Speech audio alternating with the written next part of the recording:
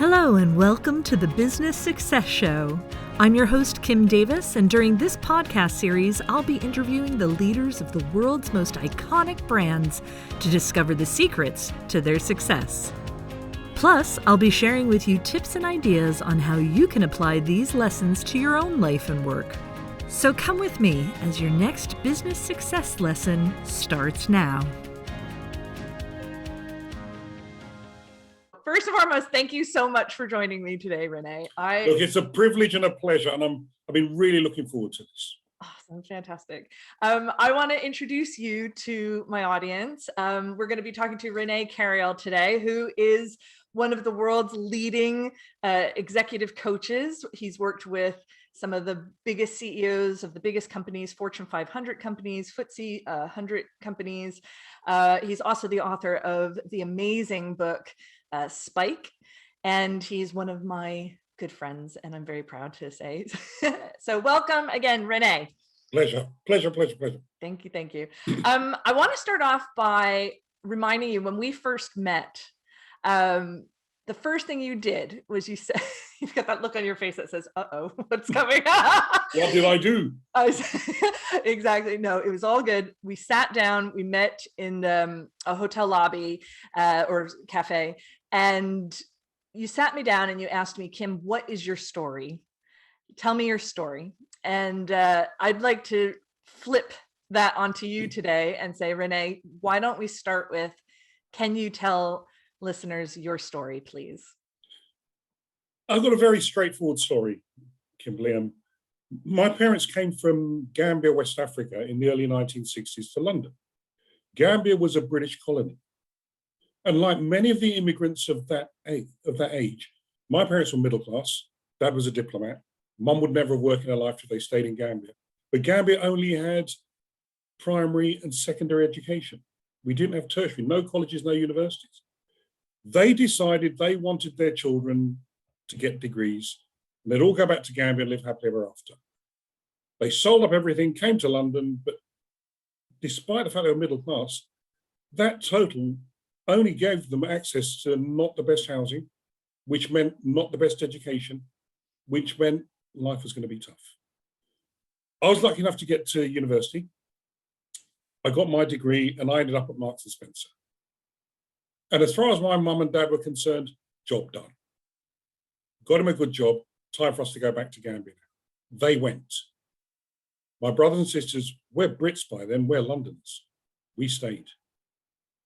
I did 10 years at Marks and Spencer's, which was one of the best businesses in the UK at the time. It was the largest retailer in Europe at the time. Then the phone rang, and it's Pepsi. And Pepsi are looking for a board director. I just knew they'd got the wrong person. It wasn't going to be me. Imposter syndrome was alive and kicking. But I managed to convince myself I was going to go for the interviews. I didn't know what a board director did. So at least what I'd get out of the interview was learning what a board director did. Now, I was a merchandiser at Marks and Spencer's. I wasn't the best. I was quite good at my job. I'd done a few departments, but I was stunned that Pepsi came in for me. I traveled to Purchase, New York, and as life would have it, they gave me the job. I'm now a board director of the ultimate challenger brand. And I was later to find out from the chief executive that I was absolutely what they were looking for, a challenger. I hadn't realized I'd spent my career as a challenger. I didn't look like my colleagues. I didn't go to the Ivy League university. I didn't go to the public school. I was forever fighting for attention, desperate for recognition, and wanting to pay back my parents for the sacrifices they'd made.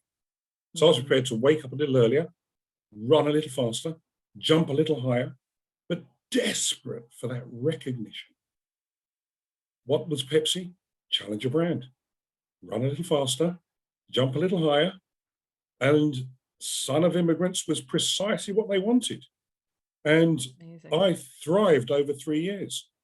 Came back to the UK, went onto the board of IPC magazines. We had 100 magazines at the time, but we were nicknamed the Ministry of Magazines. We had Country Life loaded, Marie Claire. We had so many goodies. And when I joined, I couldn't believe that we were so steady, slow, bureaucratic.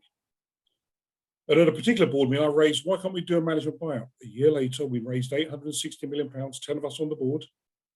And we did a management buyout, bought the business. 3.5 years later, sold it to AOL Time Warner for 1.1 billion. Nice. And I retired. Went home, retired. And how young were you at this point? Booted out. Oh. 2 weeks later, I was booted out, no good at home, and I started the life I'm on now, the accidental coach. And I was lucky enough to meet some great leaders, coaching them, sharing them what I learned. Pepsi taught me everything about leadership, nothing about management. Marks and Spencer taught me everything about management, nothing about leadership. Put the two of them together, you got an accidental coach. Amazing. And this all happened, you were quite young when all of this happened. Your career really blossomed at a young age. That's amazing. Tell me a little bit about that. Was that, I mean, you talked about imposter syndrome. So was that intimidating for you? What was that like? And I'm sure that you were youngest black board director in the UK. Amazing. Even though I wasn't here, I was over in Pepsi. But it was all accidental. There wasn't a plan. But what I learned, and I suppose it's something we'll talk about today, is I had 2 or 3 spikes, gifts, things I was really good at. They are not things, not applied learning, not physics, chemistry, geography, nothing like that, but things that you're born with. Every one of us is brilliant at something. No one is brilliant at everything. If we can find out the something that we're brilliant at, it might just be the accelerator for our career. Absolutely. And what I found quite early on was that every appraisal I ever had, there was only 3 things I was any good at. I was rubbish at so many things, but there was 3 things that I was really good at. He could do the big picture, he could communicate a bit, and he was by far the most passionate on the team. So what I decided to do, the only roles I was ever going to apply for, I was ever going to try and win, were those that needed those 3 things. I spent the last 21 years doing 3 things only: the big picture, communicate a bit, really passionate about it, and I surround myself with a team who do all the things I'm rubbish at. I never have a bad day. I just don't have bad days. No, that's fantastic. That's amazing. And that's why I wrote Spike, the strengths-based leadership. I was just going to ask you about that. So tell us, so this is your book, Spike. It's actually your 2nd book, isn't it? Third. My apologies. So tell us a little bit about Spike, because I love the idea behind this. I love the idea of how finding the thing that you're really good at and sticking with that, instead of, there's so many companies who try to force us to learn things that we're not good at, right? So tell me a little bit more about Spike. So I think Spike leads the strengths-based revolution. You know, whenever we're appraisal, when I first started, they'd talk about your strengths and your weaknesses. Then it became your strengths and your areas for improvement, then your areas for development. Today we call them limitations. Your strengths and your limitations. And every company used to be obsessed with your limitations. And if you're rubbish at something, no matter how hard you work at it, you're probably going to get adequate. You might even get average. Who wants to be average? I only want to be average. I wanted to be Olympian standard at 2 or 3 things, and someone else on the team can look after the things I'm not so good at. Fantastic. So the philosophy works, but it means the lens of those who recruit change from our current obsession with the best person for the job to the best person for the team. Have a lens for the team. And then that gives all of us a chance. It's not some ephemeral CV that needs, it's what are you brilliant at? And can I catch you doing things right? Can I create a position for you? We are just going to do the things you're fantastic at. And, you know, we've got this virtual spike circle that the things I tend to enjoy are the things I tend to be really good at. The things I tend to be really good at are the things I tend to enjoy. So therefore, do a job that you love, you never work a day in your life. Absolutely. And I'm surrounded with a team who are really good at all the things I'm rubbish at. So I know the first thing is I need a couple of people who are more cautious than I am. They're going to be quite risk averse, quite process driven, and they're going to challenge me that I don't. When someone says, don't dive in the water, there are crocodiles. Well, I've missed that there are crocodiles, so I've splashed in already. So I need them to say there are crocodiles first before they say don't dive in the water. We all need people who are different from us on our team. So we practice diversity and inclusion. Yes, absolutely. And that leads us into the conversation about diversity and inclusion, because that is the key to what you've been talking about, I know, especially for the past year. But even before that, I know that's been a hot topic that you've been very passionate about. So this year has been extremely, I think diversity and inclusion has come to the forefront of not just individuals' minds, but corporate minds as well. And it's become certainly the hot topic. So how have you found that the corporate world has, and the business world has changed on this topic over the past year? It's a great and insightful question, Kimberly.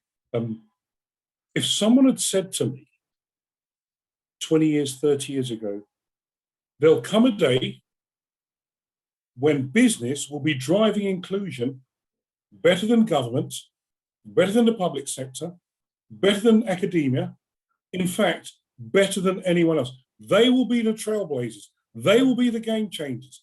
They will be the role models. I'd have laughed in your face. Yep. I'd have split my sides laughing. But that is where we are today. And it's not just in terms of inclusion, climate change, sustainability, race. We have a generation that will not be denied.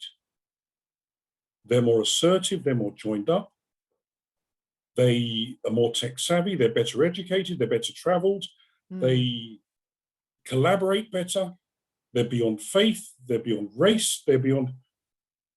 If we hadn't had the pandemic, I would have said they're the luckiest generation alive. They're going to live to 100 years of age. They've got no smallpox, they've got no polio, they've got, we've got the cure for HIV/AIDS. This is the generation. But you know what? Most of all, they're joined up. They see the planet through a different lens. They see climate through a different lens. They want to know what the people who make their fashionable clothing are paid. They want to know about one-off use of plastic. They want to know that we're caring about the oceans. They care about marginalization. They care about those who are less privileged. And you know what? They're assertive. They're prepared to voice their opinions. So if I take you back a year ago, March 25th last year, we saw the 9 minutes, 29 seconds in our lounges, on our laptops, on our iPhones. Horrifying. 2 days later, my WhatsApp started to buzz like you've never heard before. All the calls were white, middle-aged, middle-class men that I admire. People that I'd coached, chairman and chief executives, they had one question. René, we want to lead a conversation around race in our business. I don't know where to start. I don't know what to say. I'm scared of saying the wrong thing. I've not really practiced race before. Am I credible? How do I really lead this when I've got no people of color in my senior teams? Help! I was doing these 15-minute coaching sessions, which went something like this. No one's going to be perfect. Park your fear. Be brave. If you're bold, you might fail. If you're not bold, you will fail. Start somewhere. Don't try and be perfect. Apologize when you get things wrong. The only mistake is the one you don't learn from. Enough theory. It's a bit like swimming. Jump in the pool. You're going to get wet. You're going to get a belly full of water. But don't worry, there may be some allies around. They'll ensure that you learn how to swim. A couple of months later, every single one of them had the initial conversation. I'm pleased to say a year later, every one of them has moved the dial. They've progressed way beyond. Are any of them perfect? No. No. But at least the conversations are being had. The conversations, the actions, the changes. But you know what happens? Because of how cynical us Brits are, yeah, but you're just talking about it, aren't you? Yeah, but where's the action? Yeah, it's whitewash. Yeah, you're ticking boxes. No, this is a time to park the cynicism and get involved. Get behind it. And what we're seeing is, my biggest challenge, or what I see is the biggest challenge, is everyone wants to dive into actions when they haven't really won the hearts and minds yet. They haven't really understood what it's like to walk in the shoes of someone who's so different from them. When they haven't really realized what it's like to be marginalized. When they don't really know what it's like not to have a voice. When they don't really know that I can't work from home. I'm a frontline worker. I need to work every single day. Yeah. You know, and believe you me, I don't have choices. And no, and I don't trust taking the vaccine because I don't know anything about it and no one's really educated me. They don't know what that's like. They don't know, and I'm spending a lot of time trying to win hearts and minds before we dive into action plans, KPIs, holding people to account. We should empty vessels because you haven't really changed your mindset. You don't feel any differently. You don't really know what it's like to feel excluded. You don't know what it's like that your voice is never heard, you're invisible every day at work. If I can better understand that, and we can, then we change our world. How do you communicate something like that? How do you help people who have never experienced that kind of exclusion and that kind of invisibility? How do you help people who've never experienced that to empathize with it, to maybe understand it more, and to shift the dial? So there are two things. One is experiences, the reverse mentoring, the spend time with people who aren't like you, listen and learn from people who aren't like you. But you know me, Kimberly, stories, stories, stories. Stories, of course. Until the lions have their own storytellers, the tales of the hunt will always favor the hunter. Tell the stories of the small people. I got a story for you. Tell me. I do love a good René story. Go on. So I'm with Microsoft. Ralph Hauser is the president of Microsoft EMEA. He'd done everything. He'd been chief executive of Germany, chief executive of China, president of Asia. He's now president of EMEA. He is the third or fourth most powerful person within the organization. He's only heading one way. He's tracking upwards. He's been there 19 years. I'm doing a big inclusion session for him and his 50 direct reports, 50 direct reports. Each one is a country manager of EMEA, from Israel to Egypt to Germany to Austria to UK.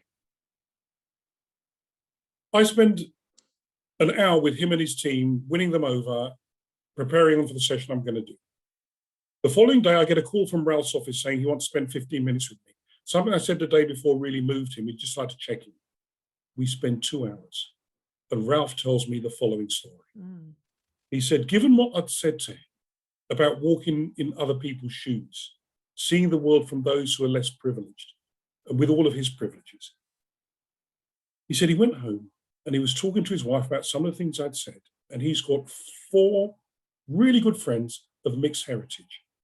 They grew up in Germany, all near a small town near Dusseldorf, and there was an American air base.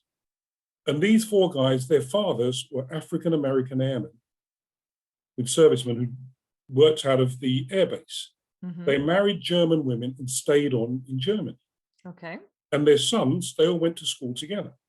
And he said, given what I'd said about, are you sure every voice is heard? Are you creating an environment of psychological safety where every voice isn't just heard, but it's valued, that it's embraced? And he said, when he spoke to his wife, these 4 mixed race men of mixed heritage, he'd never heard them argue. They'd never been in a fight. They never raised their hands to ask a question at school. They never challenged. They went to university together. They'd been to each other's weddings. So in all this time, he'd never heard them raise their voices. And she said, that's so true. So he rang one of them.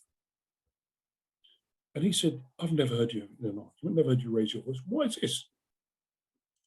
And he said, don't you remember? There were 5 of us.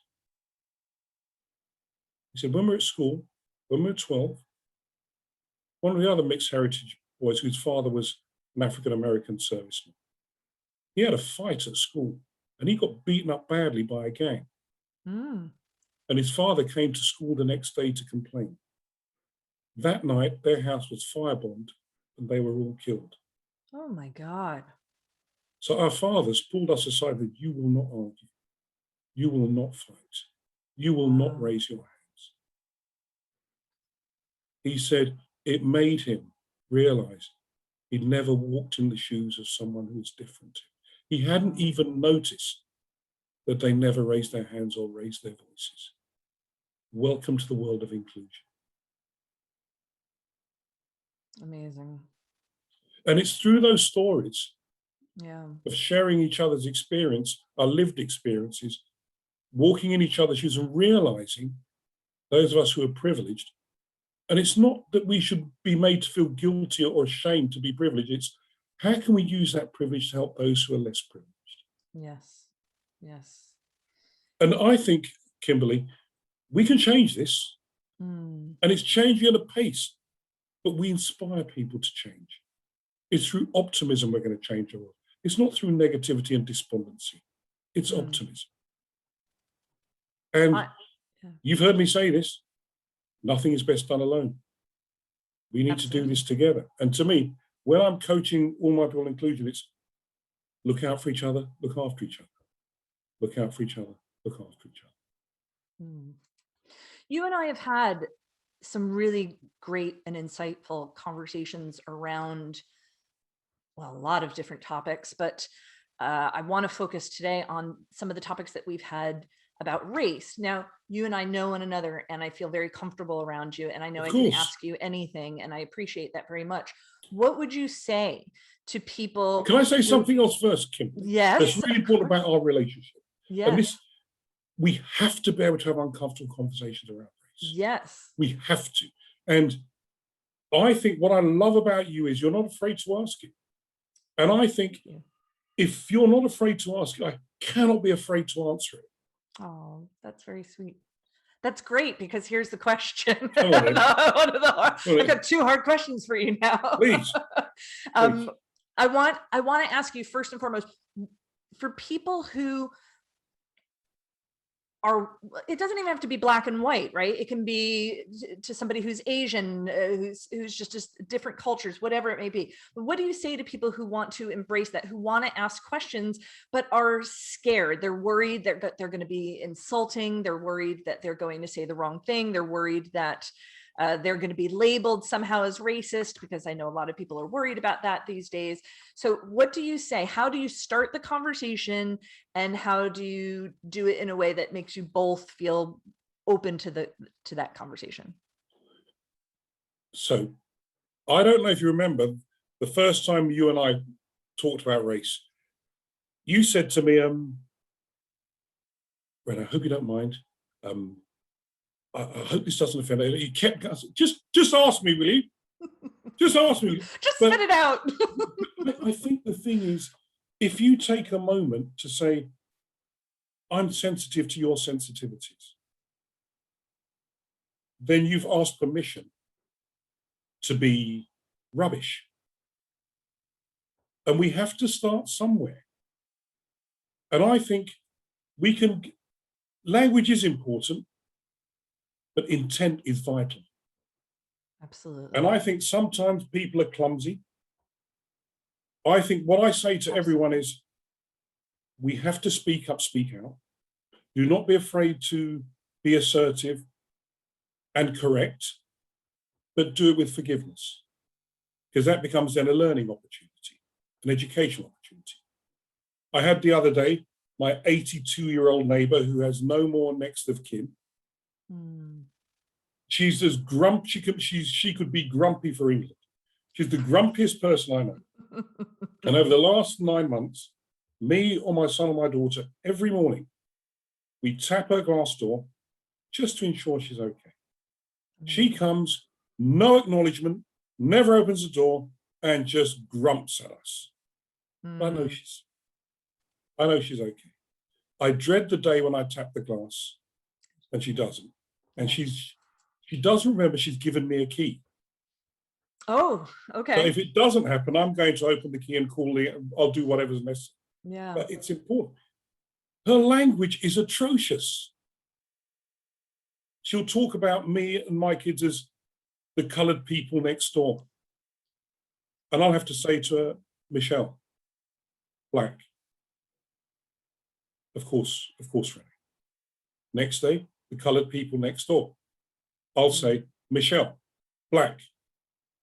She's never going to remember, and I'm never going to stop correcting her. And we may have to dance around that table forever. But you know what? I love her to pieces, but I'm not going to stop correcting her. And yeah, absolutely. But I think what's really interesting about that story and about you is this point that you make about the intention behind the words, right? Not everybody's a great communicator.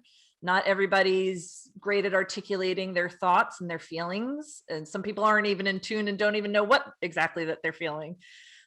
So it's great that you have this ability, and that a lot of people have this ability to think beyond that and think, well, what is really the intention? We all need to. Are they trying? Is your neighbor trying to insult you? I don't think she's trying to But, insult you.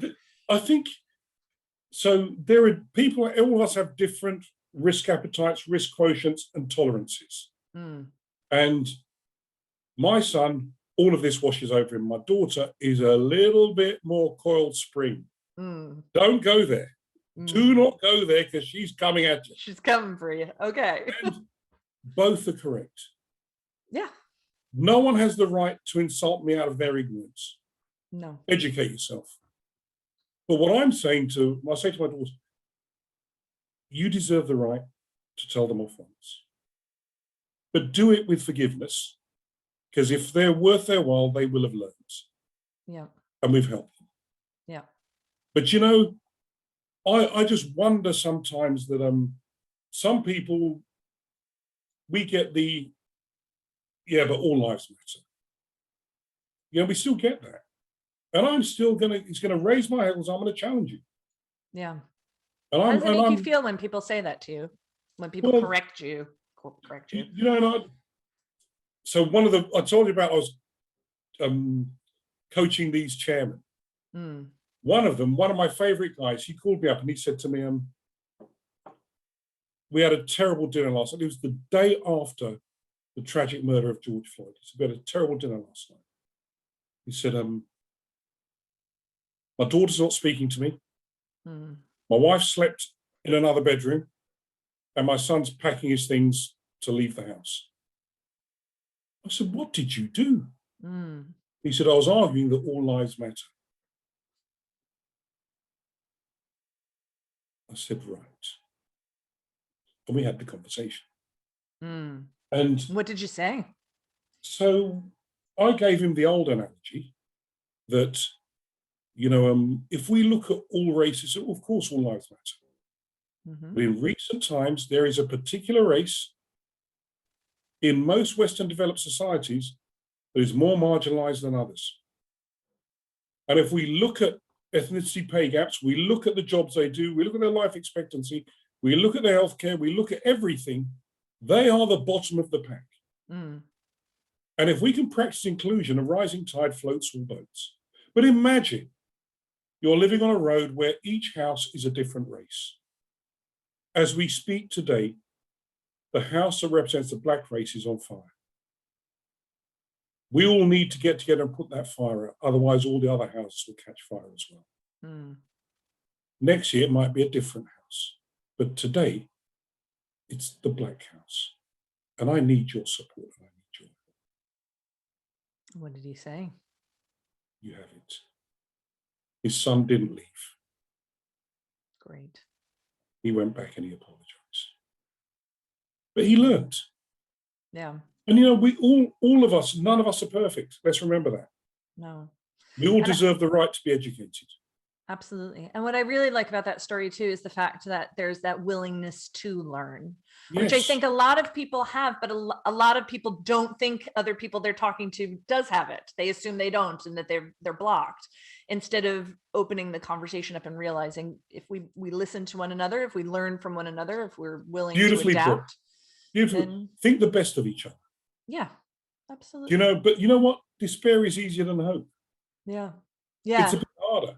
It's a bit harder, but we deserve. So I've learned the hard way. Yeah.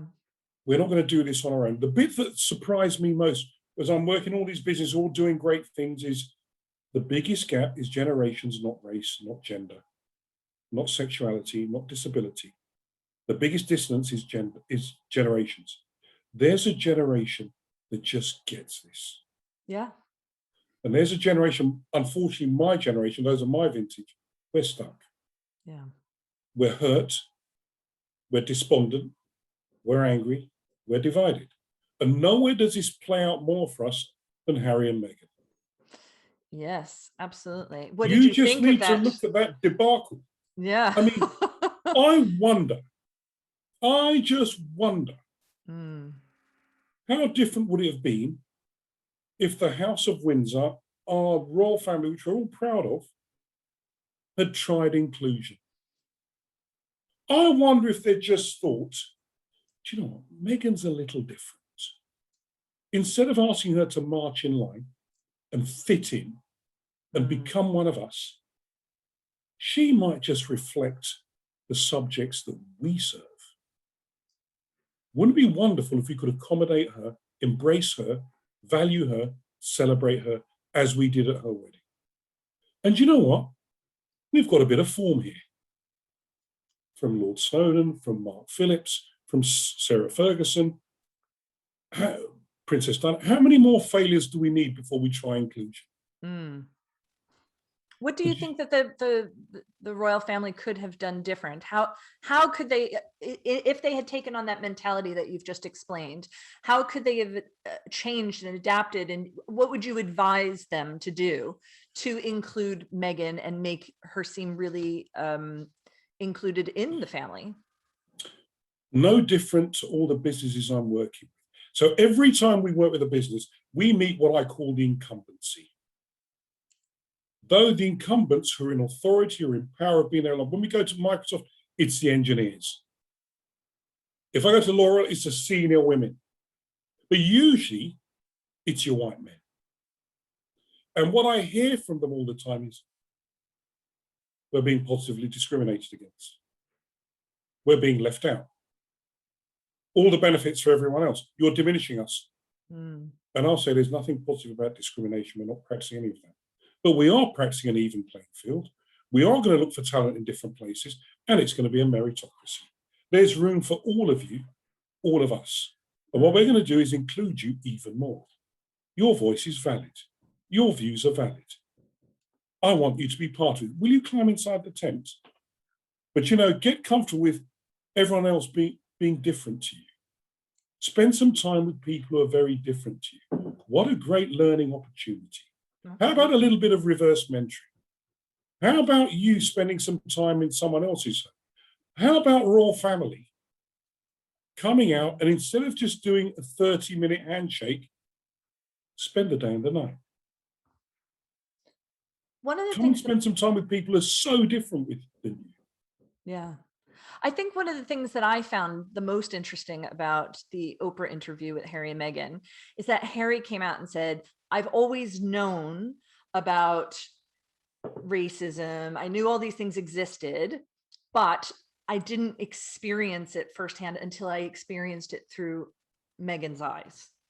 And I thought that was very powerful. It kind of got overlooked with all the other news that kind of came around it, I think.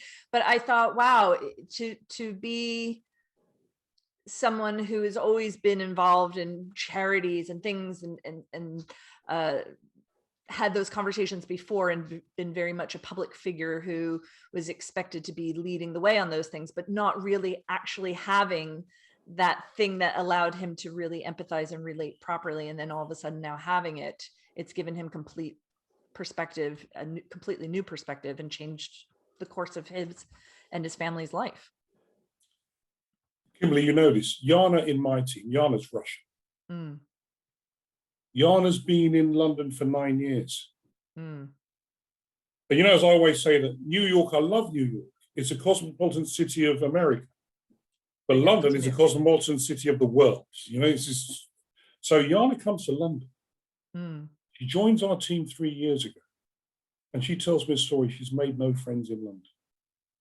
And I say, how can that be? How can that be? We brought Yana into our team. We've embraced her. And we started to go around with Yana. I'd travel with her. We'd see. And we saw that it was quite tough for her to be included. You know, we found that Yana proud of her Russian profile, Russian accent, Russian mindset, and Russian approach to things. It brings something beautiful to our team. She sees things a little differently. It's a powerful insight into things and a different way of looking at things that's been very powerful for us. What we realized, though, in so many of the traditional places in London, she was invisible. She was an outsider. She was classified as Eastern European and bracketed beneath us. And in a number of occasions, I've had to stand up for Yana. And we had a moment. Yana's had a young daughter, and Yana's been trying to get her into a nursery. And every time she phones up, she sees there's a vacancy. She rings up, and then she's told there's no vacancy.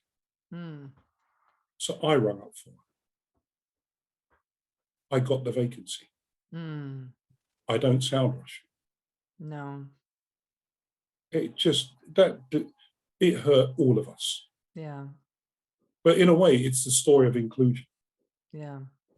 We have a lot of work to do. Absolutely. But I'm confident we're going to do it, Kimberly.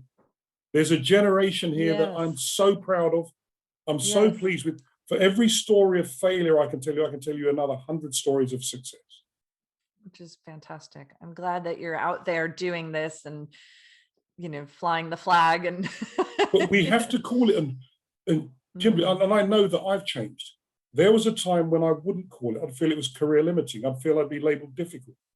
Yeah. Now I'm of the vintage now. I feel it's my responsibility to call it. I have to be intentional. I have to be assertive, and I'm not afraid. Have you had, this is a very personal question here, but I would be really curious to know about your experiences firsthand with racism and people who have done something similar to you. 6 months ago. Experienced or whatever. 6 months ago. We're in Marylebone. I'm walking up Marylebone High Street, and I smell this whiff of freshly made chocolate. It's just intoxicating. And I find myself following my nose to a brand new chocolate shop on Marylebone High Street. I walk in, and there's a woman behind the counter.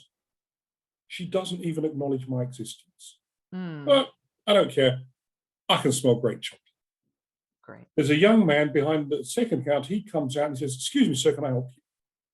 Right behind me walks in a young white couple, holding hands, very much in love, and they're coming in. And the woman who had ignored me jumped from behind the counter, starts talking to him, and she goes behind the counter. She pulls out a tray of freshly made exotic chocolates, and she gives it to them. I'm speaking to this guy, and he goes behind the counter, and he pulls out a tray exactly the same, and she looks at him, and she says, "No way." And I say to her, "I beg your pardon," out loud. He ignores her, comes to me and shows me the tray. The couple had seen this, and they stopped taking the chocolates. And he said, "I don't want anything from you." And she said, "That was a disgrace." And they walked out. Wow. Amazing. The young guy serving me, I was tempted to walk out, but I didn't. I bought a far more chocolates than I intended to, because I wanted him to know that he'd done the right thing. He'd looked after me.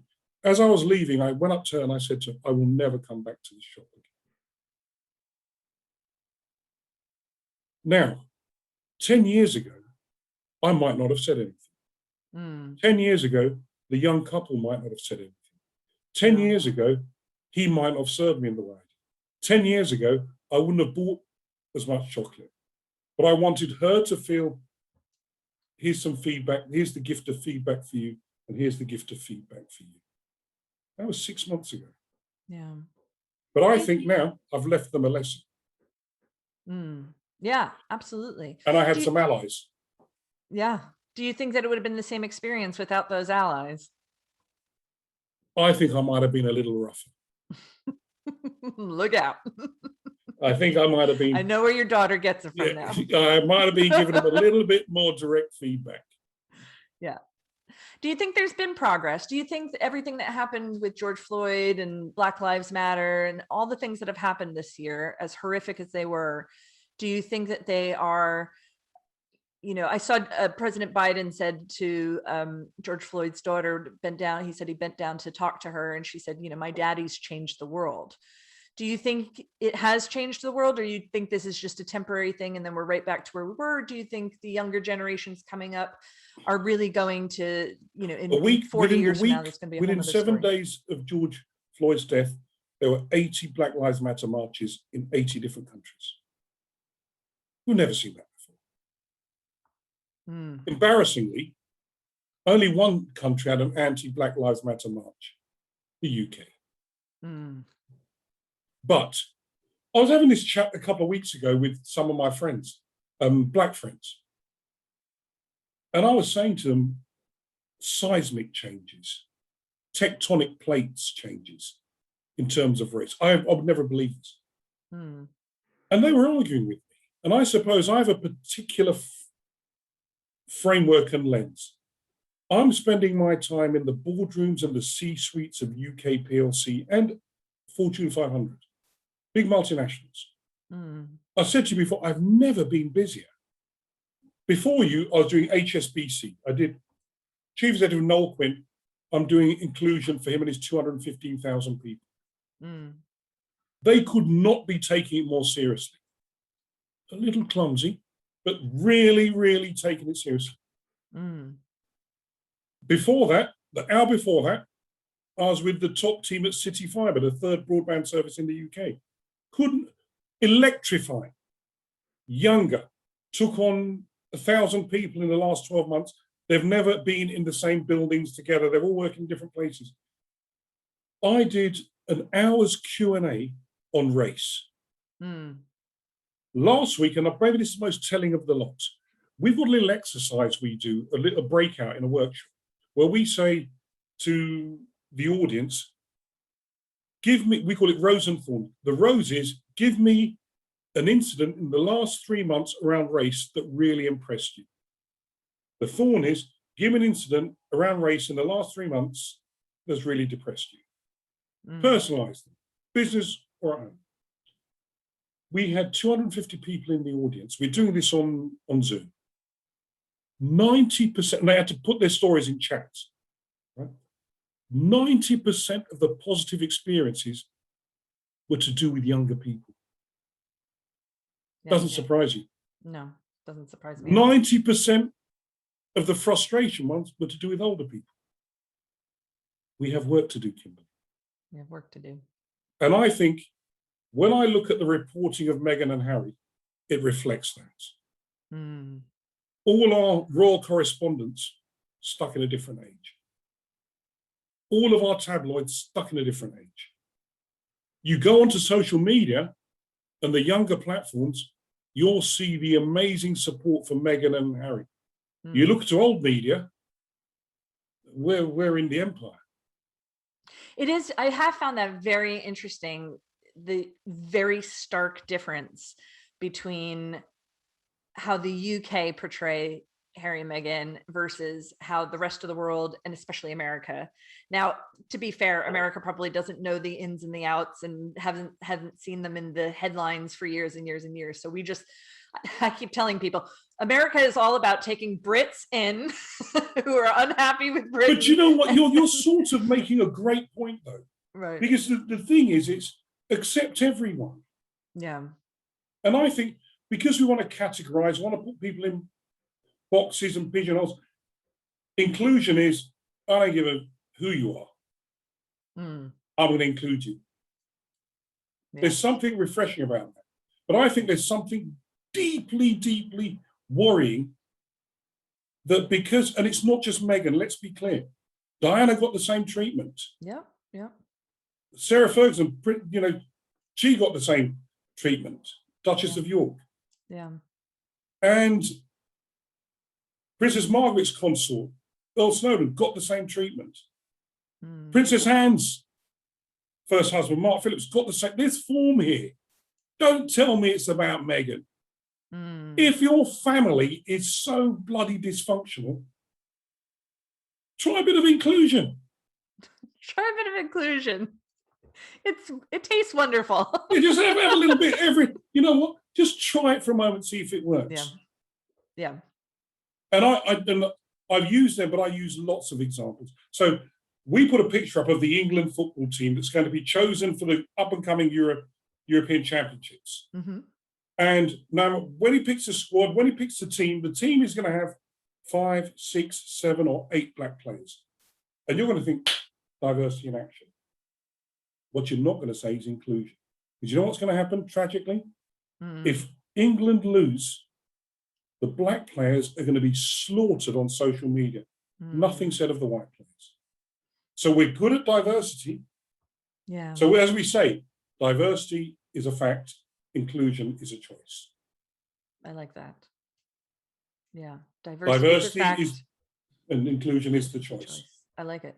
I like that. And I think the royal family did diversity, wasn't prepared to do inclusion. That's an excellent point. Excellent point. Before we go, I want to have a quick conversation with you about COVID, which is really the center of this conversation and why I've put together these chats. I want to talk to you about what, beyond just what's been happening in the news for the past year, I want to talk to you about how COVID has affected you, has affected your business, and how that's all changed. You know, it's certainly changed the world for everybody in different kind of ways and different levels. So let's start off. I want to start off by asking you, where were you? I found that there was a moment where we went from, oh, there's this thing out in the world, there's a bug out in the world, to, oh God, the world is definitely going to change. Did you have that aha moment? And what was it? So my second home was Heathrow Airport, Terminal 5, Heathrow Airport. 3 times a week, I'm at Terminal 5, Heathrow. When I was told, no more Terminal 5, Heathrow, a day before I was due to fly out to South Africa. And I thought, okay, so it's been postponed for a day or 2. Then, in the same day, no large gatherings. The second part of my business, I travel 3 times a week and I go to large gatherings. No large gatherings. Right. This could be a little bit dicey now, so I can't travel and no large gatherings. Then social distancing, just to finish the whole thing off. When you're down, let's really finish this off. So for someone whose life is spent coaching intimately, speaking to large audiences and traveling around the world, this came thudding to a halt. But you know what? We sat down, we thought about it, and we had to reimagine. And how did you reimagine it? What are the changes that you made in your business to adapt to this? Because it sounds to me like everything and every way in which you do things was completely taken off the table. So how do you sit, where do you even start when you sit down? Zoom saved the day. Zoom came flying in. Is it the same as as coaching in person? No. Is it the same as doing a talk in person? No. Could we reach more people? Yes. Could we do more simultaneous work? Yes. Could we charge as much? No. What are we going to have to do? Reimagine, repurpose the whole business. So we changed, we pivoted, we looked to do it differently. We retained some loyalty with existing clients. We changed the format of what we did. Yes, we can coach online. Yes, we can do talks online. Yes, we need to make them in. If I look back at what we were doing in March and April of last year, I'm embarrassed. It was so poor. It was so bad. How so? Now, I soon had to realize I'm competing with Netflix. If they're this little square and for the same amount of time, I need to be more compelling than Netflix. So we went from talking heads, being a newscaster, to actually saying, you know what, bite-sized chunks, smaller, more compelling, more interactive, more activities, more of a performance, connect in a different way, send some stuff out earlier, do some more Q&A, break it into smaller chunks. Fantastic. Now I can do things that I would never have dreamt of before. So I've got, this morning, I had HSBC, an audience in Hong Kong. Some of them were in the UK, some of them in India. And Partway through, I dialed into the group chief executive. We couldn't have done all of that before. No. He popped in for 10 minutes and disappeared. It's worth $1 million. So now we're art of the impossible. Yeah. How do we I've got to tell you this bit, and you'll have. So I did an event, a webinar for the Chicago Bulls, Chicago Blackhawks, Chicago Bears, Chicago Fire. Excellent. Inclusion. I did it the day after the verdict. What was that like? What was the feeling in the room? That must have been a very different feeling. Session. They had a big debate on, do we down tools and let all of our workforce experience the verdict? But because they're all big sports franchises with big security operations, the majority of their security officers were ex-police officers, they decided not to. I had a huge argument with them. And the chair of the event, who's the dean of my business school, white, 70, and me, we had the argument. And they were our colleagues, were all jaws on the table watching a black guy and a white guy have an argument. I didn't realize what the fuss was about. And we went for it, as we do. Right. As we always do. And I was saying to him, they've made the assumption that police officers aren't human. Why are they assuming that all of them agree with Derek Chauvin? I don't think they are. I think they're part of society. They should have down tools. When we finished and he'd sort of conceded, they thought, what were you doing? Well, we're having an argument. Well, in America today, a black guy and a white guy having an argument is quite challenging, sadly. For us here, it's an everyday, well, for me, it's an everyday occurrence. But what was interesting, they said, we've had feedback from our colleagues saying that they wanted to watch the verdict together.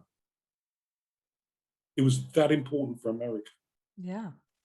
So before we finished, we're helping them, dictating notes for them. So what you need to do is go and apologize to your colleagues and you'll get it right next time. But the message I was giving you, I said this to you before, who would have thought us in Britain going out to mighty America to give them some help with inclusion? I think the world has changed. I do think as much as it's changed, there's definitely different levels of people getting it right and wrong, and everywhere. And we still, in terms of, I wonder though that the bit I'm doing more and more work in America, and I love working with them because the art of the possible. Nothing's impossible. Nothing's impossible. But the divides. I've never seen America so divided. I agree. It's very sad. I find it very hard to watch. I watch the news every day. I'm all on top of it all. And I have to say, as an American living abroad, it's, but I have to say, for all of that, and sometimes, and this is what I feel with inclusion here, is we needed to hit the bottom to bounce back up again. And I've got a feeling America's bouncing back up again. I hope so. Yeah, I definitely hope so. But, I'm that optimist. Me too. So talking a little bit more, one last question about COVID, and then a couple of fun questions, I think, for you to end on a happy note.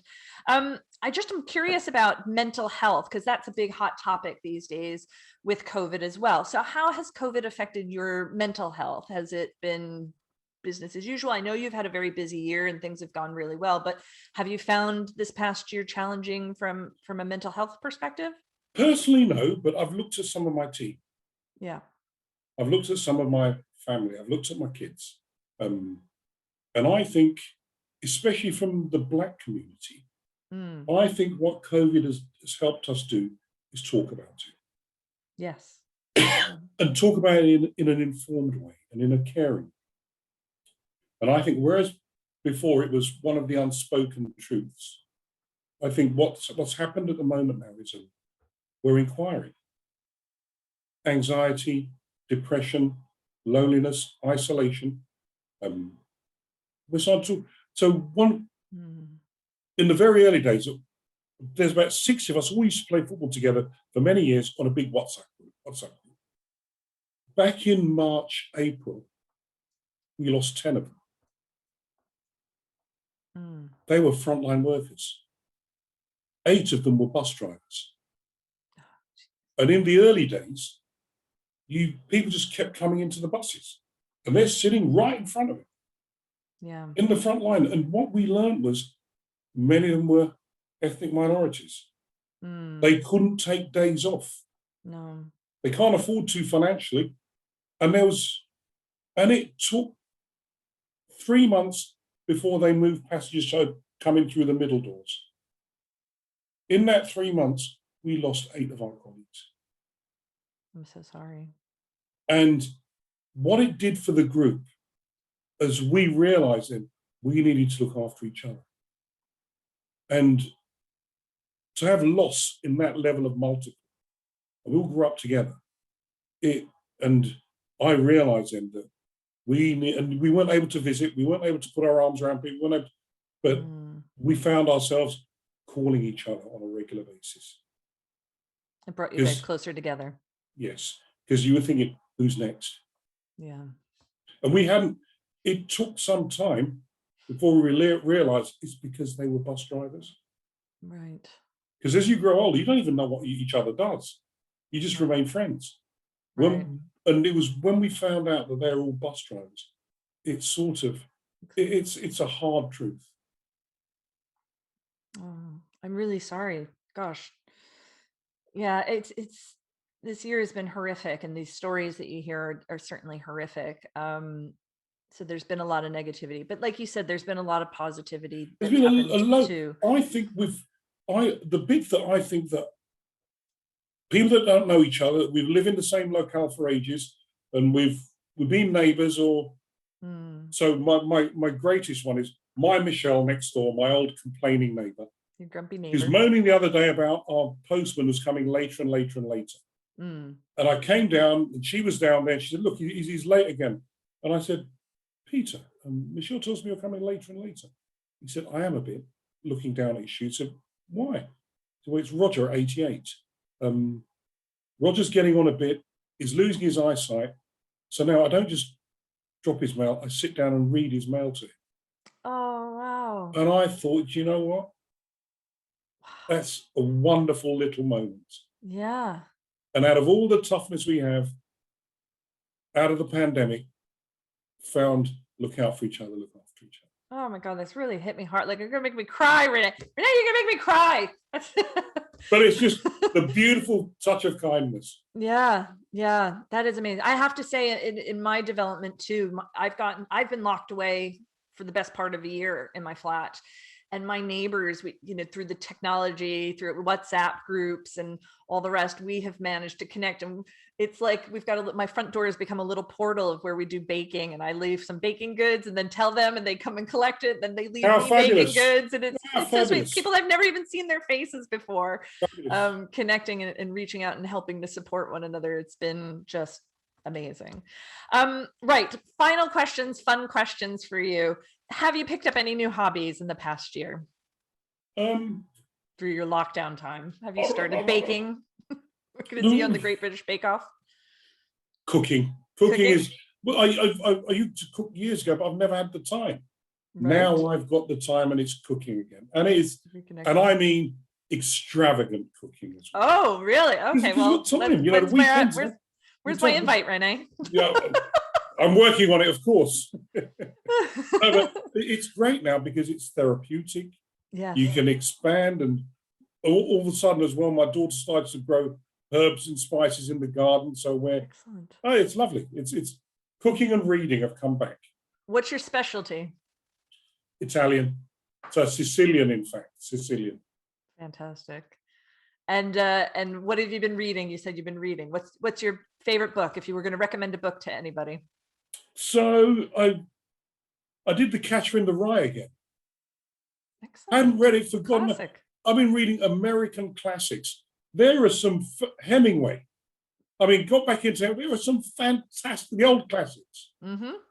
Old American, and Steinbeck, really down into the old American classics, and fabulous writing. Fantastic. And final questions, it has to do with Zoom meetings. And we all know there's been plenty of people who have been caught getting up, not realizing their camera's still on and doing some embarrassing things, kids, dogs, whatever else coming through. I'd like to know, have you had any embarrassing Zoom moments? Cat. What's the My cat? cat, our cat at home, my daughter's cat, loves men. Okay. But as soon as she hears any men and they're on Zoom, she comes flying and then realizes there's no one in there. But she'll walk right across the screen, round, and she'll disappear, realizing it's just me. Here's the voice of men again. So there was a time when I used to sort of think, get up. I don't know. I think Zoom etiquette is that everything goes now. Everything, anything goes.